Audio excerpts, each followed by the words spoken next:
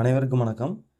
இந்த group 4 எக்ஸாமுக்கான batch வந்து October 15ஆம் தேதியிலிருந்து ஸ்டார்ட் ஆகும் அப்படின்னு ஆல்ரெடி நான் சொல்லியிருந்தேன். அதுக்கு முன்னாடி வந்து அந்த பேட்ச் பற்றின தகவல்களை ஒன் பை ஒன்னாக சொல்கிறேன் அப்படின்னு சொல்லியிருந்தேன். இப்போ இன்றைக்கி நாம் என்ன பார்க்க போகிறோம் அப்படின்னு பார்த்தீங்கன்னா, இந்த குரூப் 4 எக்ஸாமை பொறுத்த வரைக்கும் நாம் என்ன படிக்கணும், எப்படி படிக்கணும், என்னென்ன புத்தகங்கள் நம்மக்கிட்ட இருக்கணும், அண்ட் அதுக்கப்புறம் பார்த்தீங்கன்னா நம்மளுடைய அந்த ஸ்டேட் ஃபஸ்ட் பேட்ச் இருக்கு இல்லையா, அதாவது குரூப் 4க்காக நாம் ஸ்டார்ட் பண்ண போகிற அந்த ஸ்டேட் ஃபஸ்ட் பேட்சை பொறுத்த வரைக்கும் நம்மளுடைய பிளான் என்ன அப்படிங்கிறத பற்றி தான் இந்த வீடியோவில் நம்ம பார்க்க போகிறோம். இப்போ ஃபஸ்ட்டு இந்த ஸ்டேட் ஃபஸ்ட் பேட்சுக்கு கீழே நம்மளோட பிளான் என்ன, நாம் என்ன பண்ண போகிறோம் அப்படிங்கிறத ஃபஸ்ட் நான் சொல்லிடுறேன். இப்போ நாம் பார்த்தீங்கன்னா ஒரு 4 வகையான வீடியோக்களை பார்க்க போகிறோம். அதாவது இந்த ஸ்டேட் ஃபஸ்ட் பேட்சுக்கு கீழே உங்களுக்கு வந்து 4 வகையான வீடியோக்கள் வரும். ஃபஸ்ட்டு பார்த்தீங்கன்னா ஸ்டடி வீடியோஸ் வந்து துரோணர் மற்றும் அர்ஜுனன் தொடர் அப்படிங்கிற பேரில் உங்களுக்கு வரும். சரிங்களா?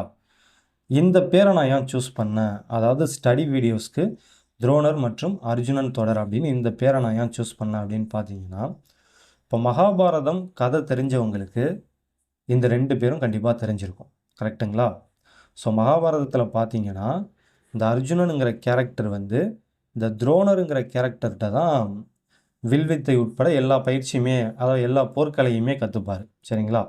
ஸோ இதில் துரோணர் பார்த்தீங்கன்னா குரு, அர்ஜுனன் வந்து துரோணருடைய சீடனாக இருப்பாங்க. ரைட்டா? ஆனால் பிற்காலத்தில் என்ன ஆகும் அப்படின்னு பார்த்தீங்கன்னா, வில்வித்தைனாலே அர்ஜுனன் தான், அதாவது வில்வித்தையில் சிறந்தவர் அர்ஜுனன் தான் அப்படிங்கிற மாதிரி பேர் வந்துடும். ஸோ இதில் பார்த்தீங்கன்னா அர்ஜுனனுடைய குரு வந்து துரோணர் தான். ஆனால் பிற்காலத்தில் என்ன ஒரு பேர் வரும்னா, வில்வித்தைனாலே இந்த உலகத்திலே சிறந்தவர் வந்து அர்ஜுனன் தான் அப்படிங்கிற மாதிரி பேர் வந்துடும். ஸோ எதுக்காக இப்போ நான் இந்த பேரை சூஸ் பண்ணியிருக்கேன் அப்படின்னு பார்த்தீங்கன்னா, இப்போ நான் வந்து உங்களுக்கு கைட் பண்ணுறேன். உங்களுக்கு தெரியாத ஒரு சில விஷயங்களை நான் சொல்ல போகிறேன். ஆனால் நீங்கள் வந்து இந்த அர்ஜுனன் மாதிரி பிற்காலத்தில் என்னை விட வந்து உயரமான ஒரு இடத்துக்கு போகணும், அதாவது நீங்கள் என்கிட்டேருந்து கற்றுக்கிட்டாலும் அதை வச்சு நீங்கள் உங்களை டெவலப் பண்ணிக்கிட்டு, உங்களுடைய நாலேஜை டெவலப் பண்ணிக்கிட்டு என்னை விட வந்து ஒரு பெரிய உயரத்துக்கு போகணும் அப்படிங்கிறதுக்காக தான் இந்த பேரை வந்து நான் சூஸ் பண்ணியிருக்கேன். ஸோ கண்டிப்பாக அது நடக்கும். ஆல்ரெடி நிறைய வந்து அந்த மாதிரி நடந்திருக்கு. என்ன தான் நான் இப்போதைக்கு உங்களை கைட் பண்ணாலும் கண்டிப்பாக ஃப்யூச்சரில் நீங்கள் எல்லாருமே என்னை விட ஒரு நல்ல நிலைமையில் இருப்பீங்க. ஸோ அதை மென்ஷன் பண்ணுறதுக்காக தான் இந்த பேரை சூஸ் பண்ணியிருக்கேன். சரி, ஓகே. அடுத்து பார்த்தீங்கன்னா செய் மற்றும் செய்யாதே தொடர் அப்படின்னு ஒன்று வரும். இதில் வந்து உங்களுக்கு கொஞ்சம் வீடியோஸ் வரும். ஸோ இதில் வந்து நம்ம எது சம்மந்தமான வீடியோஸ் பார்க்க போகிறோம் அப்படின்னு பார்த்தீங்கன்னா, நீங்கள் படிக்கும்போது என்னென்ன செய்யணும், என்னென்ன செய்யக்கூடாது, அதே மாதிரியே டெஸ்ட் சீரியஸ் அட்டன் பண்ணும்போதும் சரி, எக்ஸாம் எழுதும்போதும் சரி, நீங்கள் என்னென்ன செய்யணும், என்னென்ன செய்யக்கூடாது அப்படிங்கிறத பற்றி அப்பப்போ வந்து உங்களுக்கு வந்து சில தகவல்களை சொல்கிறதுக்காக தான் இந்த சீரியஸ். ஓகேவா? டூஸ் அண்ட் டோன்ட் சீரியஸ் அப்படின்னு வச்சுக்கலாம். ஸோ இது வந்து இன்னொரு டைப்பான வீடியோஸ்.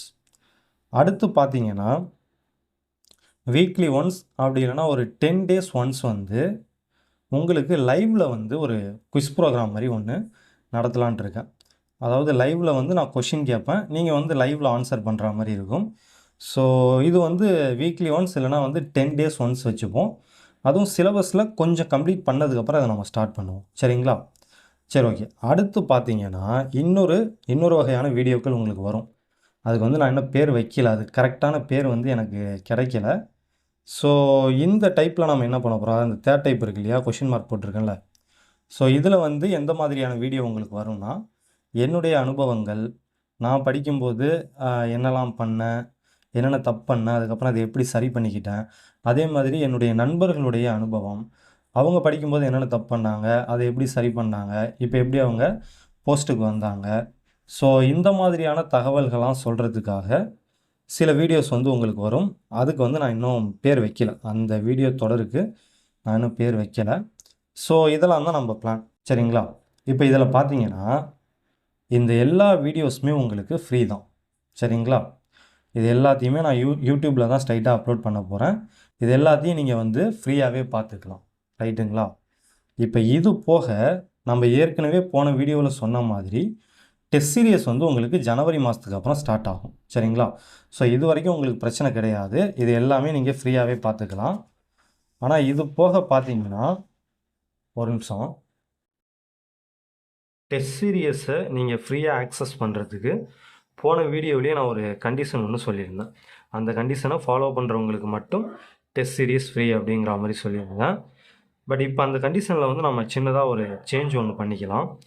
இப்போ போன வீடியோவில் நான் என்ன சொல்லியிருந்தேன் அப்படின்னு பார்த்தீங்கன்னா, நான் அப்லோட் பண்ண போகிற ஒவ்வொரு வீடியோவிலையும் நான் ஒரு 3 கொஷின் கேட்பேன். அந்த 3 கொஷினுக்கான ஆன்சரை வந்து நீங்கள் கமெண்ட் பண்ணணும் அப்படின்னு சொல்லியிருந்தேன் இல்லையா? இப்போ அதில் வந்து நம்ம சின்னதாக ஒரு சேஞ்ச் பண்ணிப்போம். நீங்கள் வந்து அந்த கொஷினுக்கான ஆன்சரை வந்து, அதாவது அந்த 3 கொஷினுக்கான ஆன்சரை வந்து கமெண்ட் பண்ண வேணாம். அதுக்கு பதிலாக நான் வந்து ஒரு வாட்ஸ்அப் நம்பர் தரேன், சரிங்களா? அந்த வாட்ஸ்அப் நம்பருக்கு நீங்கள் மெசேஜாக சென்ட் பண்ணிவிடுங்க, ரைட்டா? ஸோ சொல்கிறது புரியும்னு நினைக்கிறேன். நீங்கள் கமெண்ட் செக்ஷனில் வந்து ஆன்சரை போட வேணாம். அப்படி போட்டாலும் அது இருக்காது, நான் அதை டெலீட் பண்ணிவிடுவேன். ஸோ அதுக்கு ஒரு சின்ன காரணம் இருக்குது, ரைட்டுங்களா? சரி, ஓகே.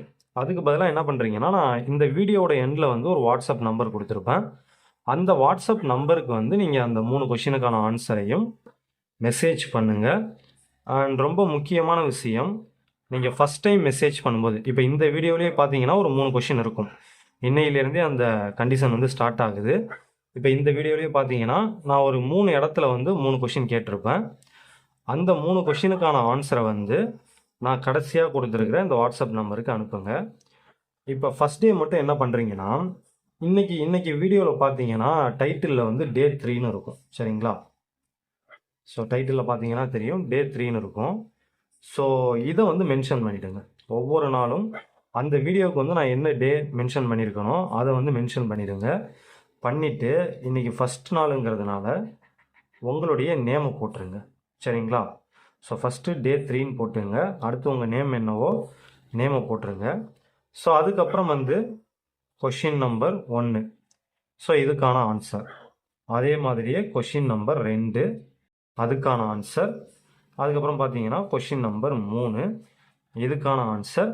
அண்ட் முக்கியமான விஷயம், நீங்கள் ஆன்சரை வந்து ஜஸ்ட்டு வந்து ஏபிசிடி அப்படின்ட்டு இதை மட்டும் மென்ஷன் பண்ணாமல் இந்த ஆன்சரை ஃபுல்லாக மென்ஷன் பண்ணணும். இப்போ உதாரணத்துக்கு இந்த மாதிரி ஒரு 3 கொஷின் இருக்குதுன்னு வச்சுப்போம். ஸோ எக்ஸாம்பிளுக்கு இதை எடுத்துப்போம். இந்த மாதிரி ஒரு 3 கொஷின் நான் கேட்டிருக்கேன்னு வச்சுப்போம். இப்போ திருவள்ளுவர் பிறந்த ஆண்டு எது அப்படின்னு ஒரு கொஷின் இருக்குது. இதுக்கு ஆன்சர் என்ன? கிமு 31. அப்போ நீங்கள் ஆன்சரை எப்படி பண்ணணும் அப்படின்னு பார்த்தீங்கன்னா, ஜஸ்ட் இந்த ஆப்ஷன், அதாவது இந்த ஏங்கிறத மட்டும் போடாமல் ஏன்னு போட்டு கிமு 31 அப்படின்னு நீங்கள் போடணும், சரிங்களா?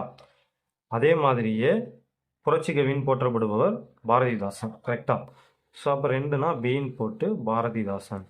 ஸோ இந்த மாதிரி இந்த முழுமையான விடையை வந்து நீங்கள் எனக்கு வாட்ஸ்அப்பில் அனுப்பணும், சரிங்களா? ஸோ இது கரெக்டாக தான் இருக்கணுமா அப்படின்னா அப்படிலாம் கிடையாது, ரைட்டுங்களா?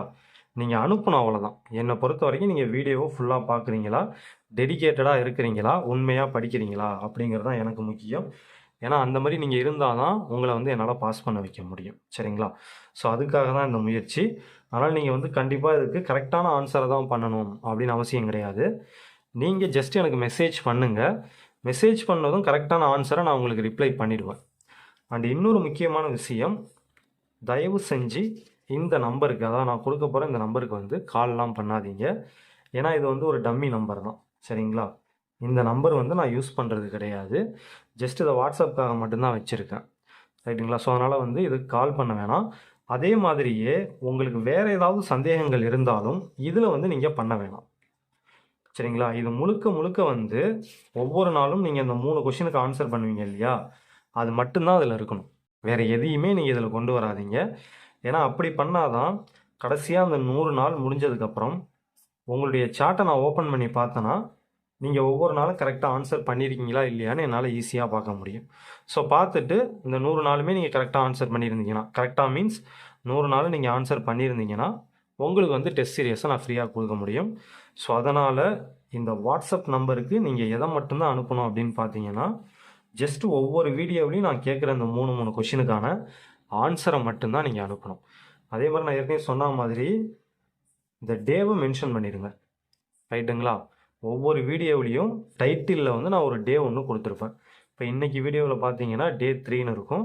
ஸோ இந்த மாதிரி இந்த டே என்னவோ அதை மென்ஷன் பண்ணி ஸோ இந்த மாதிரி முழுமையான ஆன்சரை அனுப்பணும், சரிங்களா? இதுதான் ரொம்ப முக்கியம்.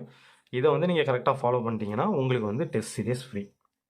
அப்போ மற்றவங்களுக்குலாம் என்ன சார், இதை ஃபாலோ பண்ணாதவங்களுக்கு என்ன ரூல், அவங்க வந்து பணம் கட்டணுமா அப்படின்னு கேட்டிங்கன்னா, அதாவது டெஸ்ட் சீரியஸ்க்கு அவங்க பணம் கட்டணுமா அப்படின்னு கேட்டிங்கன்னா, அதை பற்றி நான் இன்னும் முடிவு பண்ணலை. ஏன்னா உங்ககிட்டேருந்து பணம் வாங்குறதுக்கு வந்து எனக்கு விருப்பம் கிடையாது. அது ஒரு காரணம் இருக்குது. அது என்னன்னா, இப்போ குரூப் 4 எக்ஸாம் படிக்கிறவங்கலாம் பார்த்தீங்கன்னா மேக்ஸிமம் வந்து ரொம்ப கஷ்டப்படுறவங்களா தான் இருப்பாங்க.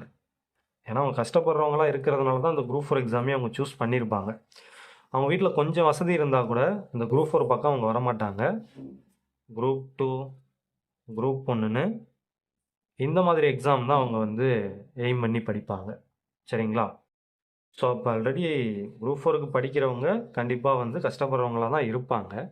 ஸோ அவங்கக்கிட்ட வந்து பணம் வாங்கணுமா அப்படிங்கிறது எனக்கு கொஞ்சம் யோசனையாக இருக்குது. அதனால் வந்து அந்த டெஸ்ட் சீரியஸை வந்து பணத்துக்கு கொடுக்கறதுல எனக்கு கொஞ்சம் வந்து ஒரு தயக்கம் இருக்குது.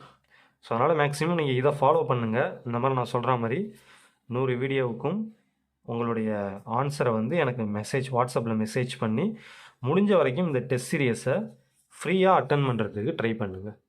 ஸோ ஒருவேளை இதை ஃபாலோ பண்ணாதவங்க யாருக்காவது இந்த டெஸ்ட் சீரியஸ் தேவைப்பட்டுச்சுன்னா அவங்களுக்கு என்ன பண்ணுறது அப்படிங்கிறத பற்றி நான் இன்னும் முடிவு பண்ணலை. ஸோ அதை வந்து நம்ம பின்னாடி பார்த்துப்போம். இப்போதைக்கு என்னுடைய அட்வைஸ் என்னென்னா, முடிஞ்ச வரைக்கும் நீங்கள் ஃப்ரீயாக அட்டன் பண்ணுறதுக்கு என்ன பண்ணணுமோ அதை பண்ணிக்கோங்க. ரைட்டா? சரி, ஓகே. இப்போ வந்து புதுசாக படிக்க ஸ்டார்ட் பண்ணியிருக்கவங்களும் கண்டிப்பாக இருப்பீங்க இல்லையா? ஸோ உங்களுக்காக வந்து நான் சில விஷயங்களை வந்து மேலோட்டமாக சொல்லிடுறேன். இப்போ குரூப் 4 எக்ஸாம் பொறுத்த வரைக்கும் நாம் என்ன படிக்கணும் அப்படின்னு பார்த்தீங்கன்னா, அவங்க வந்து ஒரு சிலபஸ் ஒன்று கொடுத்துருப்பாங்க. டிஎன்பிஎஸ்சி என்ன பண்ணியிருப்பாங்கன்னா, இந்த குரூப் 4 எக்ஸாமுக்குன்னு ஒரு சிலபஸ் கொடுத்துருப்பாங்க. இப்போ நீங்கள் பார்த்துக்கிட்டு இருக்கீங்க இல்லையா, இதுதான் அந்த சிலபஸ். ஸோ இது பார்த்தீங்கன்னா கொஞ்சம் லென்த்தாக போய்கிட்டே இருக்கும். நான் வந்து இதை கொஞ்சம் பெருசாக எடுத்திருக்கேன். உங்களுக்கு கொஞ்சம் தெளிவாக தெரியணும் அப்படிங்கிறதுக்காக கொஞ்சம் வந்து ஃபாண்ட் சைஸை இன்க்ரீஸ் பண்ணி எடுத்திருக்கேன். ஸோ இந்த சிலபஸ் பற்றி இப்போ நம்ம ரொம்ப டீட்டெயிலாக பார்க்க வேணாம். ஸோ இந்த மாதிரி அவங்க ஒரு சிலபஸ் கொடுத்துருப்பாங்க, அவ்வளோதான். அதை உங்களுக்கு தெரியப்படுத்துறதுக்காக தான் இது. குரூப் 4 எக்ஸாமுக்கு என்ன படிக்கணுங்கிறத டிஎன்பிஎஸ்சியே சொல்லியிருப்பாங்க, என்னென்ன டாபிக் படிக்கணும் அப்படிங்கிறத. சரிங்களா? ஸோ இதை பற்றி நம்ம பின்னாடி வந்து டீட்டெயிலாக பார்க்கலாம். இந்த வீடியோவில் இல்லை, நம்ம ஒவ்வொரு சப்ஜெக்ட் பார்க்கும்போதும் அதை பற்றி டீட்டெயிலாக பார்த்துக்கலாம். ஸோ இப்போ நம்ம சிம்பிளாக என்ன தெரிஞ்சுக்கணும் அப்படின்னு பார்த்தீங்கன்னா, குரூப் 4 எக்ஸாமை பொறுத்த வரைக்கும் 200 கேள்விகள் கேட்பாங்க. ஸோ இது எல்லாமே வந்து புதுசாக படிக்க ஸ்டார்ட் பண்ணியிருக்கவங்களுக்காக தான் சொல்கிறேன். சீனியர் ஆஸ்பிரன்ஸ் யாராவது இருந்தீங்கன்னா கொஞ்சம் அட்ஜஸ்ட் பண்ணிக்கோங்க. சரி, ஓகே. பார்த்தீங்கன்னா குரூப் 4 எக்ஸாம் பொறுத்த வரைக்கும் 200 கேள்விகள் கேட்பாங்க. அதில் பார்த்தீங்கன்னா தமிழ்லேருந்து ஒரு 100 கொஷின் கேட்பாங்க. நீங்கள் மாற்றுத்திறனாளியாக இருந்தால் நீங்கள் தமிழுக்கு பதிலாக இங்கிலீஷ் வேணாலும் எடுத்துக்கலாம். ஓகேவா? தமிழ் அல்லது ஆங்கிலம் ரெண்டில் ஏதாவது ஒன்று நீங்கள் எடுத்துக்கலாம், மாற்றுத்திறனாளியாக இருந்தால் மட்டும். மற்றபடி எல்லாருமே வந்து தமிழ் தான் படித்தாகணும். ஸோ அடுத்து பார்த்தீங்கன்னா பொது அறிவுலேருந்து ஒரு 75 கொஷின் கேட்பாங்க. அடுத்து பார்த்தீங்கன்னா கணக்குலேருந்து ஒரு 25 கொஷின் கேட்பாங்க. சரிங்களா? இப்போ நம்மளுடைய ஸ்டேட் ஃபஸ்ட் பேட்சை பொறுத்த வரைக்கும் நம்மளுடைய எய்ம் என்ன அப்படின்னு பார்த்தீங்கன்னா, இந்த மேத்ஸ்லேருந்து 25 கொஷின் கேட்குறாங்க இல்லையா, இதில் வந்து கண்டிப்பாக வந்து நாம் 25க்கு 25 எடுத்தே ஆகணும். இதில் எந்த காம்ப்ரமைஸும் கிடையாது. இதிலேருந்து ஒரு கொஷின் கூட நம்ம மிஸ் பண்ணக்கூடாது. கண்டிப்பாக 25க்கு 25 எடுத்தே ஆகணும். இதை பண்ணால் தான் நம்ம காம்படிஷனுக்குள்ளே இருப்போம். இது ஈஸி தான். சரிங்களா? டெஃபினட்டாக வந்து கணக்கை பொறுத்த வரைக்கும் 25க்கு 25 நம்ம கண்டிப்பாக எடுத்துடலாம். ஸோ இதுக்கு நான் பொறுப்பு. நீங்கள் 25க்கு 25 எடுக்கிறதுக்கு நான் முழு பொறுப்பு. கவலைப்படாதீங்க. சரி, ஓகே. இப்போ அடுத்தது இந்த பொது அறிவு பகுதி இருக்குது இல்லையா, இதுலேருந்து மொத்தம் 75 கொஷின் கேட்பாங்க. இதில் நம்மளுடைய இலக்கு என்ன அப்படின்னு பார்த்தீங்கன்னா 70+. ஸோ இது வந்து கொஞ்சம் கஷ்டம்தான். இந்த 70+ங்கிறத நாம் அட்டைன் பண்ணுறது வந்து கொஞ்சம் கஷ்டம்தான், ஆனால் இம்பாசிபிள் கிடையாது. சரிங்களா? அதாவது முடியாதுன்னு சொல்ல முடியாது. நம்ம கரெக்டாக பிளான் பண்ணி படித்தோன்னா இதை எடுக்கலாம். நான் ஏன் 70+ அப்படின்னு போடுறேன்னா, நம்மளுடைய ஒரு இலக்கு என்னென்னா ஸ்டேட் ஃபஸ்ட். ஓகேவா? ஸ்டேட் ஃபஸ்ட் ரேங்க் எடுக்கணுங்கிறது தான் நம்மளுடைய முதல் இலக்கு. ஸோ அப்போ அதுக்கு கண்டிப்பாக வந்து நம்ம பொது அறிவில் 70 கொஷினுக்கு மேலே ஆன்சர் பண்ண ட்ரை பண்ணணும். சரிங்களா? ஸோ இது பாசிபிள் தான். ரைட்டா? இதுவே குரூப் 2 இல்லை குரூப் 1 இருந்தால் நான் இந்த மாதிரி 70+ன்னு போட மாட்டேன் கண்டிப்பாக. ஏன்னா குரூப் 2 குரூப் 1ல் நம்ம 70+ எடுக்கிறதுலாம் ரொம்ப கஷ்டம். ஆனால் குரூப் 4ல் கண்டிப்பாக முடியும். ஓகேவா? நமக்கான டைமும் சரியான ப்ராக்டிஸும் இருந்ததுன்னா கண்டிப்பாக 70+ எடுக்கலாம். ஸோ அடுத்தது வந்து தமிழை பொறுத்த வரைக்கும் நம்மளுடைய எய்ம் என்ன அப்படின்னு பார்த்தீங்கன்னா, தமிழ்லேருந்து 100 கொஷின் கேட்பாங்க. அதில் 90 கொஷினுக்கு மேலே கரெக்டாக ஆன்சர் பண்ணுறது தான் நம்மளுடைய எய்ம். ஸோ உண்மையான சவால் இப்போ எங்கே இருக்குது அப்படின்னு பார்த்தீங்கன்னா, இந்த தமிழில் தான் இருக்குது. இது ரெண்டுத்தையும் நம்ம கண்டிப்பாக வந்து அச்சீவ் பண்ண முடியும். சரிங்களா? இது டெஃபினட்டாக பண்ணிடலாம். கணக்கில் 25 கண்டிப்பாக எடுத்துடலாம். பொது அறிவும் வந்து ஓரளவுக்கு நம்ம ட்ரை பண்ணோன்னா 70 இல்லைனா கூட 65க்கு மேலே நம்ம கண்டிப்பாக எடுக்கலாம். சரிங்களா? ஆனால் நமக்கு உண்மையான சவால் எங்கே காத்திருக்கு அப்படின்னு பார்த்தீங்கன்னா, இந்த தமிழில் தான் காத்திருக்கு. இங்கே இந்த 90+ எடுக்கிறதே அதாவது இப்போ இருக்கிற சுச்சுவேஷனில் ரொம்ப ரொம்ப கஷ்டம். பட் நாம் ட்ரை பண்ண போகிறோம். ஸோ இதுக்கு வந்து நான் சில பிளான் வச்சுருக்கேன். அதை நான் பின்னாடி சொல்கிறேன். சரிங்களா? ஸோ இப்போ இதுதான் வந்து நம்மளுடைய ஸ்மால் பிளான். இதை அச்சீவ் பண்ணுறதுக்கு நம்ம ஃபஸ்ட்டு என்ன பண்ணணும், நம்மளுடைய ஃபஸ்ட்டு ப்ரிஃபரன்ஸ் என்ன அப்படின்னு பார்த்தீங்கன்னா, மினிமம் 3 டைம் ஆகுது நாம் ரிவிஷன் பார்க்கணும். அதாவது இந்த தமிழ், பொது அறிவு, கணிதம் இது எல்லாத்தையும் முடிச்சிடுறோம் இல்லையா? முடித்ததுக்கப்புறம் மினிமம் 3 டைம் ஆகுது. நான் சொல்கிறது மினிமம் 3 டைம் ஆகுது நாம் திரும்ப எல்லாத்தையும் ஒரு டைம் வந்து ரிவிஷன் பார்க்கணும். ஸோ 3 டைமுக்கு மேலே எத்தனை டைம் நாம் திரும்ப திரும்ப ரிவிஷன் பார்க்குறோமோ அந்த அளவுக்கு வந்து நமக்கு ரொம்ப ரொம்ப நல்லது. அந்த அளவுக்கு வந்து இதை அச்சீவ் பண்ணுறதுங்கிறது நமக்கு ரொம்ப ஈஸியாக முடிஞ்சிடும். சரிங்களா? ஸோ இது வந்து முடியாதெல்லாம் கிடையாது. நம்ம கரெக்டாக பிளான் பண்ணணும். பிளான் பண்ணுறதை விட முக்கியம் அதை வந்து நம்ம கரெக்டாக ஃபாலோ பண்ணணும், கரெக்டாக எக்ஸிக்யூட் பண்ணணும். ஸோ இதெல்லாம் நம்ம கரெக்டாக பண்ணிட்டோன்னா நான் கொடுத்துருக்கிற இந்த 3மே வந்து பாசிபிள் தான். இது கஷ்டம் கிடையாது. நான் சொன்ன மாதிரி மினிமம் 3 டைம் வந்து நம்ம ரிவிஷன் பார்க்கணும். அதுக்கு மேலே எத்தனை டைம் பார்க்குறோமோ அந்தளவுக்கு வந்து நமக்கு வந்து அது ப்ளஸ் பாயிண்ட்டாக இருக்கும். சரி, ஓகே. இப்போது இதுதான் இன்னைக்கான முதல் கேள்வி. குடியரசுத் தலைவர் தேர்தலில் போட்டியிட குறைந்தபட்சம் எத்தனை வயது பூர்த்தி அடைந்திருக்க வேண்டும்? நான் ஏற்கனவே சொன்ன மாதிரி இப்போ நீங்கள் வந்து இதுக்கு ஆன்சர் பண்ணும்போது வெறும் ஏபிசிடின்னு மட்டும் போடாமல் அந்த கம்ப்ளீட் ஆன்சரை வந்து மென்ஷன் பண்ணுங்கள். இப்போ உதாரணத்துக்கு 30 வயசுனா 30 வயசுன்னு போடுங்க, 25 வயசுனா 25 வயசுன்னு போடுங்க. ஸோ அந்த மாதிரி அந்த கம்ப்ளீட் ஆன்சரை வந்து மென்ஷன் பண்ணி அனுப்புங்க. வெறும் ஏபிசிடின்னு போட வேணாம். சரிங்களா? அடுத்து தமிழில் 100 கொஷின், பொது அறிவில் 75 கொஷின், கணக்கில் 25 கொஷின் அப்படின்னு சொன்னோம் இல்லையா? இதோட ஸ்ப்ளிட்டப் டீட்டெயில்ஸ் மட்டும் நம்ம கொஞ்சம் மேலோட்டமாக பார்த்துப்போம். ஸோ இதுவும் வந்து புதுசாக படிக்க ஸ்டார்ட் பண்ணியிருக்கிறவங்க தெரிஞ்சுக்கணும் அப்படிங்கிறதுக்காக தான். ஸோ சீனியர் ஆஸ்பிரண்ட்ஸ் என்னை திட்டாதீங்க, புதுசாக படிக்கிறவங்களுக்கு தெரியணும். சரிங்களா? சரி, ஓகே. இப்போ ஃபஸ்ட்டு தமிழில் பாருங்கள். தமிழ்லேருந்து 100 கொஷின் கேட்பாங்க அப்படின்னு நம்ம சொன்னோம். அதில் பார்த்தீங்கன்னா இலக்கணம், அதாவது இந்த 100 கொஷினை வந்து இவங்க 7 பகுதிகளாக பிரிச்சிருப்பாங்க. சரிங்களா? சிலபஸில் பார்த்தீங்கன்னா இந்த 7 பகுதிகள் இருக்கும். இதில் ஒவ்வொரு பகுதியிலிருந்தும் குறிப்பிட்ட எண்ணிக்கையில் வந்து கொஷின்ஸ் கேட்பாங்க. இப்போ எக்ஸாம்பிளுக்கு இலக்கணத்துலேருந்து பார்த்தீங்கன்னா ஒரு 25 கொஷின் கேட்பாங்க. சொல்லகராதி அப்படின்னு ஒரு பகுதி இருக்கும். அதிலேருந்து பார்த்தீங்கன்னா இது 45 இல்லை 15 கொஷின் கேட்பாங்க. ஸோ அதே மாதிரி அடுத்து எழுதும் திறன் அப்படின்னு ஒரு பகுதி இருக்கும். அதிலேருந்து 15 கொஷின். ஸோ இந்த மாதிரி இந்த 100 கொஷினை வந்து ஸ்ப்ளிட் பண்ணியிருப்பாங்க. ஸோ இதுக்குள்ளே இப்போ நம்ம டீப்பாக போக வேணாம், ஜஸ்ட் நீங்கள் தெரிஞ்சுக்கணும் அப்படிங்கிறதுக்காக தான் இது. சரிங்களா? ஸோ அப்போ தமிழில் இருக்கிற 100 கொஷினை வந்து இந்த மாதிரி பிரிச்சிருக்காங்க. அதே மாதிரியே நம்ம பொது அறிவிலிருந்து 75 கொஷின் அப்படின்னு பார்த்தோம் இல்லையா? ஸோ அதில் பார்த்தீங்கன்னா பொது அறிவு பகுதியை வந்து 6 பகுதிகளாக பிரிச்சிருப்பாங்க. சரிங்களா?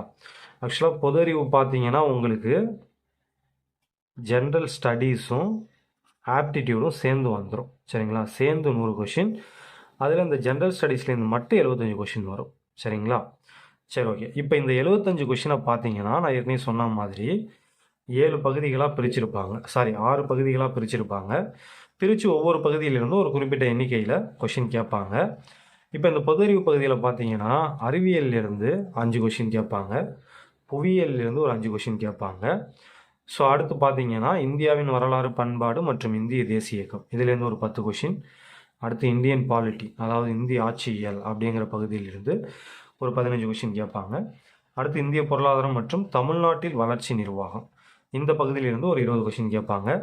அடுத்து தமிழ்நாட்டின் வரலாறு, பண்பாடு, மரபு மற்றும் சமூக அரசியல் இயக்கங்கள் அப்படின்னு இருக்கும். ஸோ இதிலிருந்து வந்து ஒரு 20 கொஷின் கேட்பாங்க. ஸோ மொத்தமாக பார்த்தீங்கன்னா பொது அறிவு பகுதியிலிருந்து 75 கொஷின் கேட்பாங்க. அடுத்து பார்த்தீங்கன்னா ஆப்டிடியூட். சரிங்களா? ஆப்டிடியூட் அண்ட் மென்டல் எபிலிட்டி அப்படின்னு அடுத்து ஒரு பகுதி இருக்கும். அதில் பார்த்தீங்கன்னா 25 கொஷின் கேட்பாங்க. இந்த 25 கொஷினை பார்த்தீங்கன்னா 2ஆக ஸ்ப்ளிட் பண்ணியிருப்பாங்க. ஆப்டிடியூட்லேருந்து 15 கொஷின், அதாவது திறன் அறிவு அப்படிங்கிற பகுதியிலிருந்து ஒரு 15 கொஷினும், ரீசனிங் தமிழில் காரணவியல் அப்படின்னு சொல்லுவோம். ஸோ இந்த பகுதியிலிருந்து ஒரு 10 கொஷினும் கேட்பாங்க. ஸோ இதுதான் வந்து கொஷினுடைய ஸ்ப்ளிட் அப் டீட்டெயில். இது எதுக்காக சொன்னேன்னு நான் பின்னாடி சொல்கிறேன். சரிங்களா? சரி, ஓகே. இப்போ அடுத்தது இந்த குரூப் 4 எக்ஸாம் பொறுத்த வரைக்கும் நாம் என்னென்ன புத்தகங்கள் படிக்கணும், என்னென்ன புத்தகங்கள் நம்மக்கிட்ட இருக்கணும் அப்படிங்கிறத நம்ம கொஞ்சம் மேலோட்டமாக பார்த்துடலாம். ஏன்னா நிறைய பேர் வந்து கமெண்டில் கேட்டிருந்தாங்க, புதுசாக படிக்க ஸ்டார்ட் பண்ணியிருக்கிற நிறைய பேர் வந்து என்னென்ன புக்ஸ் வேணும்னு சொல்லிவிடுங்க, நான் இப்போயே கலெக்ட் பண்ணி வச்சுக்கிறேன் அப்படிங்கிற மாதிரி சொல்லியிருந்தாங்க. ஸோ அவங்களுக்காக தான் முக்கியமாக இந்த டீட்டெயிலை சொல்ல போகிறேன். ஸோ ஃபஸ்ட்டு நம்ம என்னென்ன புத்தகங்கள் படிக்கணும் அப்படின்னு தெரிஞ்சுக்கிறதுக்கு முன்னாடி ஃபஸ்ட்டு குரூப் 4 எக்ஸாம் பொறுத்த வரைக்கும் கொஷின்ஸ் எங்கேருந்துலாம் கேட்பாங்க அப்படின்னு நமக்கு தெரியணும். ஸோ அது தெரிஞ்சால் தான் அதை அடிப்படையாக வச்சு எந்தெந்த புத்தகங்கள் நமக்கு தேவை அப்படின்னு நம்ம சொல்ல முடியும். கரெக்டாக? சரி, ஓகே. இப்போ குரூப் 4 எக்ஸாம் பொறுத்த வரைக்கும் கொஷின்ஸை வந்து நம்ம 3 விதமாக பிரிக்கலாம். அதாவது கொஷின்ஸ் கேட்கப்படுற சோர்ஸஸை பொறுத்து நம்ம 3 விதமாக பிரிக்கலாம். ஃபஸ்ட்டு பார்த்தீங்கன்னா சில கேள்விகளை வந்து முழுக்க முழுக்க பள்ளி புத்தகங்களை பேஸ் பண்ணி கேட்டிருப்பாங்க. அதாவது குரூப் 4 எக்ஸாமில் கேட்குற சில கொஷின்ஸ் பார்த்தீங்கன்னா முழுக்க முழுக்க ஸ்கூல் புக்ஸை பேஸ் பண்ணி இருக்கும். சரிங்களா? அடுத்தது சில கொஷின்ஸ் பார்த்தீங்கன்னா ஸ்கூல் புக்ஸில் இருக்கிற கண்டென்ட், அதுக்கப்புறம் அவுட் சோர்ஸில் இருக்கிற சில கண்டென்ட், இந்த ரெண்டுத்தையும் சேர்த்து கொடுத்துருப்பாங்க. சரிங்களா? ஸோ இந்த டைப்பில் சில கொஷின் கேட்பாங்க. ஸ்கூல் புக்லேருந்து ஒரு 2 பாயிண்ட் எடுத்துப்பாங்க, அப்புறம் வெளில ஏதாவது ஒரு புக்லேருந்து ஒரு 2 பாயிண்ட் எடுத்துப்பாங்க. சரிங்களா? ஸோ அது ரெண்டுத்தையும் சேர்த்து கேட்பாங்க. ஸோ 2 பாயிண்ட்டுன்னு நான் ஒரு எக்ஸாம்பிளுக்கு சொல்கிறேன். சரிங்களா? உங்களுக்கு புரியணுங்கிறதுக்காக அந்த மாதிரி சொன்னேன். பட் இது கொஞ்சம் வேறு மாதிரி கூட கேட்கலாம். சரியா? ஸோ அடுத்தது பார்த்தீங்கன்னா 3வது டைப் என்ன அப்படின்னு பார்த்தீங்கன்னா முழுக்க முழுக்க வந்து அவுட் சோர்ஸ்லேருந்து சில கொஷின் கேட்பாங்க. சரிங்களா? இப்போ இதில் வந்து நம்மளுடைய ஃபஸ்ட்டு ப்ரிஃபரன்ஸ் எதுக்கு கொடுக்கணும் அப்படின்னு பார்த்தீங்கன்னா ஸ்கூல் புக்ஸ். ஸ்கூல் புக்ஸ்லேருந்து கேட்க போகிற எந்த ஒரு கேள்விக்கும் நாம் வந்து தப்பாக ஆன்சர் பண்ணிடக்கூடாது. இதுதான் வந்து நம்மளுடைய முதல் இலக்கு. சரிங்களா? ஸ்டேட் ஃபஸ்ட் ரேங்க் அதெல்லாம் அப்புறம், அதெல்லாம் நம்ம அச்சீவ் பண்ணணும்னா நாம் முக்கியமாக பண்ண வேண்டிய ஒரு விஷயம் என்ன அப்படின்னு பார்த்தீங்கன்னா ஸ்கூல் புக்கிலேருந்து கேட்க போகிற எந்த ஒரு கொஷினுக்கும் எக்காரணத்தை கொண்டும் தப்பாக ஆன்சர் பண்ணிடவே கூடாது. அவுட் சோர்ஸ்லேருந்து கேட்குற கொஷினுக்கு நீங்கள் தப்பாக ஆன்சர் பண்ணலாம், அது தப்பே கிடையாது. சரிங்களா? ஆனால் ஸ்கூல் புக்கிலேருந்து வர எந்த ஒரு கொஷினும் நாம் மிஸ் பண்ணக்கூடாது. ஸோ இதுதான் வந்து நம்மளுடைய முதல் இலக்கு. ஸோ அடுத்து பார்த்தீங்கன்னா இந்த மாதிரி கொஷின், அதாவது வந்து ஒரே கொஷினில் ஸ்கூல் புக்கில் இருக்க கண்டென்ட்டும் இருக்கும், அவுட் சோர்ஸில் இருக்கிற கண்டென்ட்டும் இருக்கும். ஸோ நம்மளுடைய 2வது இலக்கு வந்து இந்த மாதிரி கொஷினுக்கு கரெக்டாக ஆன்சர் பண்ணணும் அப்படிங்கிறது தான். ஸோ இதுக்கு வந்து நம்ம கரெக்டாக ஆன்சர் பண்ணுறதுக்கு 50-50 சான்சஸ் இருக்கும். சரிங்களா? ஸோ அதனால் நம்மளுடைய 2வது இலக்கு பார்த்தீங்கன்னா இதுதான். ஸோ அடுத்தது 3வதாக தான் நம்ம இதை பற்றி யோசிக்க போகிறோம். அவுட் சோர்ஸ்லேருந்து வர கொஷினை எப்படி அப்ரோச் பண்ணுறது அப்படிங்கிறது நம்மளை பொறுத்த வரைக்கும் தேர்ட் ப்ரிஃபரன்ஸ் தான். சரிங்களா? சரி, ஓகே. இப்போ அடுத்தது இன்றைக்கான 2வது கொஷின் இதுதான். கோவலன் கொலையுண்டான் என்பது எவ்வகை தொடர்? ஸோ இதுக்கான ஆன்சரையும் நீங்கள் கம்ப்ளீட்டாக அனுப்புங்க. சரிங்களா? நம்மக்கிட்ட என்னென்ன புத்தகங்கள் இருக்கணும், அதாவது இப்போ தான் நீங்கள் புதுசாக படிக்க ஸ்டார்ட் பண்ணியிருக்கீங்கன்னா என்னென்ன புக்ஸ்லாம் நீங்கள் வாங்கி வச்சுக்கணும் அப்படின்னு பார்த்தீங்கன்னா தமிழை பொறுத்த வரைக்கும் 6ஆம் வகுப்பிலிருந்து 12ஆம் வகுப்பு வரைக்கும் இருக்கிற தமிழ் புத்தகங்கள், நியூ புக் ஓல்டு புக் ரெண்டுமே உங்ககிட்ட இருக்கணும். இப்போ நியூ புக்னால் 2018-19 அதுக்கப்புறம் உள்ளது, ஓல்டு புக்னா 2018-19க்கு முன்னாடி உள்ளது. சரிங்களா? ஸோ இந்த ரெண்டுமே வந்து 6 to 12ஆம் வகுப்பு வரைக்கும் இருக்கிற தமிழ் புத்தகங்கள் நீங்கள் வாங்கி வச்சுக்கணும். சப்போஸ் புக்கு கிடைக்கலன்னா பிடிஎஃபாக டவுன்லோட் பண்ணி வச்சுக்கோங்க. அடுத்தது பார்த்தீங்கன்னா 11th 12th சிறப்பு தமிழ் புத்தகம்னு ஒன்று இருக்கும். சரிங்களா? ஸோ இதுவும் பார்த்தீங்கன்னா நியூ புக்கும் வேணும், ஓல்டு புக்கும் வேணும். ரைட்டுங்களா? ஸோ தமிழை பொறுத்த வரைக்கும் இன்னும் கொஞ்சம் அவுட் சோர்ஸ் இருக்குது. இது வந்து ஸ்கூல் புக், இது போக அவுட் சோர்ஸ் சில புத்தகங்கள் இருக்குது. பழமொழி 400, மரபுத்தொடர் அகரவரிசை, அதுக்கப்புறம் மயங்கொலி சொல்லகராதி, ஆட்சி சொல்லகராதி, தமிழ் சொல்வளம். ஸோ இந்த மாதிரி அவுட் சோர்ஸில் நிறைய புக் நம்ம படிக்கிற மாதிரி இருக்கும். பட் அது வந்து நம்ம பார்த்துக்கலாம். ஓகேவா? அது ஃபுல்லாக தேவையில்லை, அதுலேருந்து நம்ம செலக்டடாக தான் படிக்க போகிறோம். ஸோ அதை பற்றி நம்ம தமிழ் பார்க்கும்போது நான் தெளிவாக சொல்கிறேன். ஸோ இப்போதைக்கு நீங்கள் கலெக்ட் பண்ண வேண்டிய புத்தகம்னு பார்த்தா இந்த 2 மட்டும் கலெக்ட் பண்ணி வச்சுக்கோங்க. இப்போதைக்கு அது போதும். ரைட்டா? ஸோ அடுத்தது பொது அறிவு பகுதியை பொறுத்த வரைக்கும் நமக்கு என்னென்ன புத்தகங்கள் வேணும் அப்படின்னு பார்த்தீங்கன்னா, 6ஆம் வகுப்பிலிருந்து 10ஆம் வகுப்பு வரைக்கும் இருக்கிற அறிவியல், அதுக்கப்புறம் சமூக அறிவியல். சரிங்களா? இந்த 2 புத்தகங்களும் நமக்கு வேணும். இதுக்கு வந்து நியூ புக் மட்டும் போதும். அதாவது 2018, 19 இந்த காலகட்டத்துக்கு அப்புறம் இருக்கிற புக்கு மட்டும் இதுக்கு போதுமானது. சரிங்களா?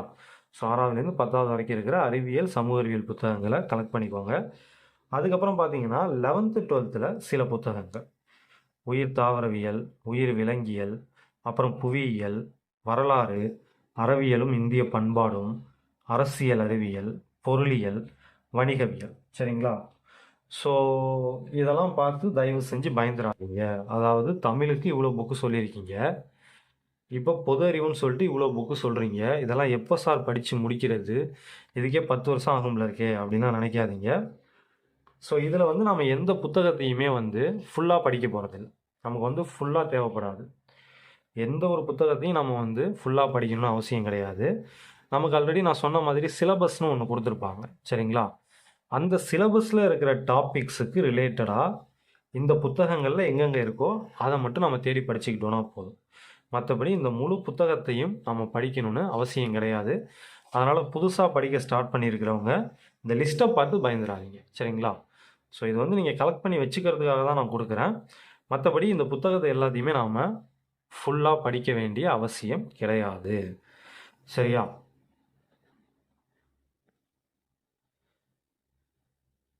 அடுத்து மேத்ஸை பொறுத்த வரைக்கும் 6வதுலேருந்து 10ஆம் வகுப்பு வரைக்கும் இருக்கிற கணக்கு புத்தகங்களை கலெக்ட் பண்ணி வச்சுக்கோங்க. அது போக ஆர்எஸ் அகர்வால் புக்குன்னு ஒன்று இருக்குது. ஸோ இதை வந்து நான் பின்னாடி சொல்கிறேன்.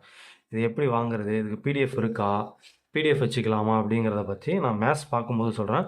இப்போதைக்கு ஜஸ்ட் இந்த 2 தெரிஞ்சுக்கோங்க. ஆர்எஸ் அகர்வால் புக்கு பார்த்தீங்கன்னா குவான்டிடேட்டிவ் ஆப்டிடியூட்னு ஒன்று இருக்கும், அதுவும் நமக்கு தேவைப்படும். அதுக்கப்புறம் வெர்பல் அண்ட் நான் வெர்பல் ரீசனிங்னு ஒரு புக் இருக்கும், அதுவும் நமக்கு தேவைப்படும். ஸோ ஆர்எஸ் அகர்வால் எழுதுனா 2 புத்தகங்கள் நமக்கு தேவைப்படும். அது போக 6வதுலேருந்து 10வது வரைக்கும் இருக்கிற கணித புத்தகங்களும் நமக்கு தேவைப்படும். சரிங்களா?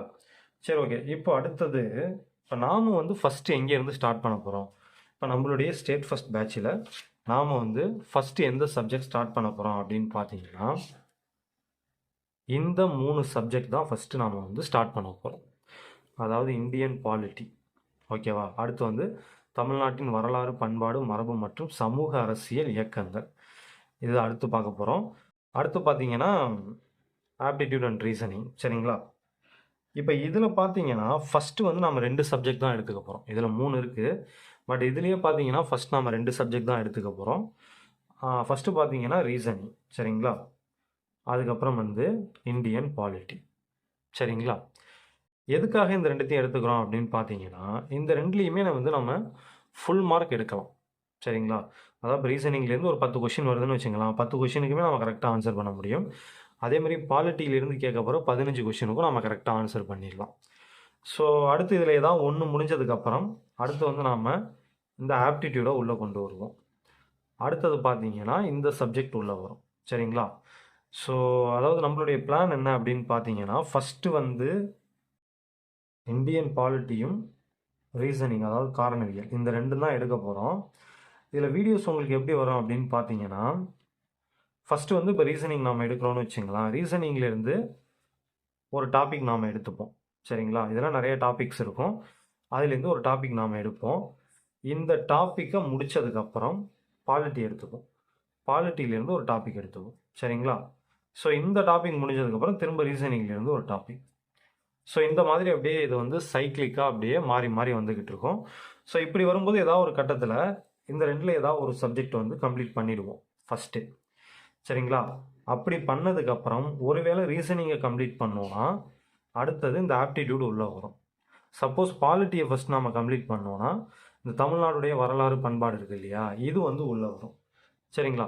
சரி, ஓகே. இப்போ இந்த 3 முடித்ததுக்கப்புறம் அடுத்த ப்ரிஃபரன்ஸ் நாம் எதுக்கு கொடுக்க போகிறோம் அப்படின்னு பார்த்தீங்கன்னா, நமக்கு வந்து இந்த தமிழ்நாட்டுடைய பொருளாதாரம்,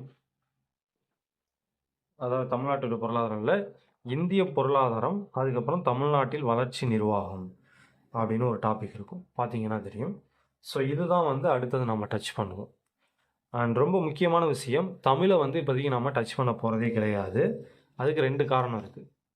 நம்ம ஏன் இப்போதைக்கு தமிழை தொடலை அப்படின்னு பார்த்தீங்கன்னா, முதல் காரணம், தமிழை வந்து நம்ம படிக்கும்போது வேறு எந்த சப்ஜெக்டையும் நம்ம உள்ளே கொண்டு வரக்கூடாது. முழுக்க முழுக்க தமிழை நோக்கி மட்டும்தான் போகணும். சரிங்களா? ஸோ அதுதான் முதல் காரணம். இன்னொரு காரணம் ஒன்று இருக்குது. பட் அதை வந்து இப்போ நான் சொல்ல விரும்பலை. ஸோ ஒரு சின்ன காரணம் இருக்குது. அதனால தான் இப்போதைக்கு வந்து நான் தமிழில் வந்து கையை வைக்கலை. அண்ட் நான் ஏற்கனவே சொன்ன மாதிரி இப்போ இருக்கிற சுச்சுவேஷனை பொறுத்த வரைக்கும் நாம் வந்து பொது அறிவு பகுதியிலிருந்து கேட்குற கொஷினுக்கு இப்போ 75 கொஷின் கேட்குறாங்கன்னா கண்டிப்பாக 70 கொஷின் வரைக்கும் நம்ம கரெக்டாக ஆன்சர் பண்ணிடலாம். ஆனால் தமிழ்லேருந்து கேட்குற 100 கொஷினுக்கு நம்ம 90 கொஷின் கரெக்டாக ஆன்சர் பண்ணுறதுங்கிறது வந்து ரொம்ப கஷ்டம் இப்போ இருக்கிற சுச்சுவேஷனுக்கு. ஸோ அதனால் ஃபஸ்ட்டு எது ஈஸியாக இருக்குதோ அதை எடுத்துக்கலாம் அப்படிங்கிறதுனால தான் ஃபஸ்ட் நாம் என்ன பண்ணுறோன்னா பொது அறிவை எடுக்கிறோம். சரிங்களா? இது வந்து நம்ம குயிக்காக முடிச்சிடலாம். டக்குன்னு முடிச்சிடலாம். தமிழ் வந்து அந்த மாதிரி முடிக்க முடியாது. அண்ட் நான் ஏற்கனவே சொன்ன மாதிரி தமிழ் நாம் பார்க்கும்போது வேறு எந்த சப்ஜெக்டையும் நாம் உள்ளே கொண்டு வரக்கூடாது. அதான் நல்லது. ஸோ அதனால் ஃபஸ்ட் நாம் பொது அறிவு அப்புறம் வந்து கணக்கு இந்த 2த்தையும் முடிச்சுட்டு அதுக்கப்புறம் தான் தமிழை வந்து நாம் டச் பண்ண போகிறோம். ஸோ மேக்ஸிமம் சொல்ல வந்த எல்லாத்தையுமே சொல்லிட்டேன்னு நினைக்கிறேன். ஸோ வேறு என்ன இருக்குது? இப்போ இந்த டாப்பிக்லாம் பார்த்தீங்கன்னா வந்து நம்ம கொஞ்சம் கரண்ட் அஃபேர்ஸோடு லிங்க் பண்ணி பார்க்குற மாதிரி இருக்கும். இந்த தமிழ்நாட்டில் வளர்ச்சி நிர்வாகம் இருக்குது இல்லையா? ஸோ இதெல்லாம் பார்த்தீங்கன்னா நம்ம கொஞ்சம் கரண்ட் அஃபேர்ஸோட லிங்க் பண்ணி பார்க்குற மாதிரி இருக்கும். ஸோ அதனால தான் இது இப்போதைக்கு நான் எடுக்கலை. எக்ஸாம் நெருங்குற டைமில் நாம் இதை டச் பண்ணோன்னா அப்போ இருக்கிற கரண்ட் அஃபேர்ஸோட இதை சேர்த்து பார்த்துக்கலாம். சரிங்களா? ஸோ அதனால தான் வந்து இதை வந்து பின்னாடி கொண்டு போயிருக்கேன். ஸோ அடுத்து வேறு என்ன? அதே மாதிரி இந்த புக் லிஸ்ட்டு சொன்னேன் இல்லையா? பொது அறிவுக்கு நான் சொல்லியிருந்த புக் லிஸ்ட்டில் இது போக சில சப்ஜெக்ட்டுக்கு மட்டும் நம்ம அவுட் சோர்ஸும் கொஞ்சம் படிக்க போகிறோம். பட் இப்போதைக்கு அதெல்லாம் பார்க்க வேணாம். அதெல்லாம் வந்து நம்ம அந்த சப்ஜெக்ட் பார்க்கும்போது பார்த்துக்கலாம். ஜஸ்ட் தெரிஞ்சுக்கிறதுக்காக தான் அதை சொல்கிறேன். சரிங்களா? இது போக ஒரு 2-3 சப்ஜெக்ட்டுக்கு மட்டும் நாம் அவுட் சோர்ஸ் பார்க்க போகிறோம். ஸோ அது வந்து நம்ம பின்னாடி பார்த்துக்கலாம்.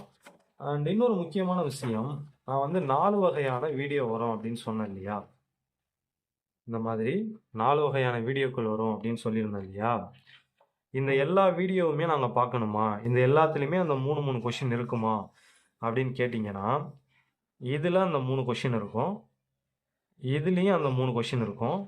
இது ஃபுல்லாகவே கொஷின் தான். சரிங்களா? கொஷின் அண்ட் ஆன்சர் தான் இது. ஸோ இந்த 3 வீடியோவும் நீங்கள் கண்டிப்பாக பார்க்கணும்.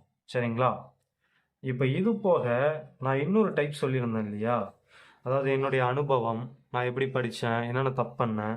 ஸோ இந்த மாதிரி சில விஷயங்களை சொல்கிறதுக்காக ஒரு வீடியோ சீரியஸ் ஒன்று வரும்னு சொல்லியிருந்தேன் இல்லையா? இதை வந்து நீங்கள் கம்பல்சரி பார்க்கணுன்னு அவசியம் கிடையாது. இது வந்து உங்களுக்கு பிடிச்சிருந்தா நீங்கள் பார்க்கலாம். இல்லைனா இதை வந்து நீங்கள் இக்னோர் பண்ணிக்கலாம். சரிங்களா? இது வந்து கம்பல்சரி பார்க்கணும் அப்படின்னு அவசியம் கிடையாது. ஸோ இதில் ஏதாவது உங்களுக்கு சில தகவல்கள் தெரியலாம், சில மோட்டிவேஷன் கிடைக்கலாம். ஸோ அதுக்காக தான் இந்த சீரியஸை நான் வச்சுருக்கேன். இது வந்து கம்பல்சரி கிடையாது. சரிங்களா? சரி, ஓகே. அவ்வளோதான். மேக்ஸிமம் நான் சொல்ல வந்த எல்லாத்தையும் சொல்லிட்டேன்னு நினைக்கிறேன். இன்னைக்கான கடைசி கேள்வி இதுதான். வீரபாண்டிய கட்டபொம்மன் தூக்கிலிடப்பட்ட நாள்.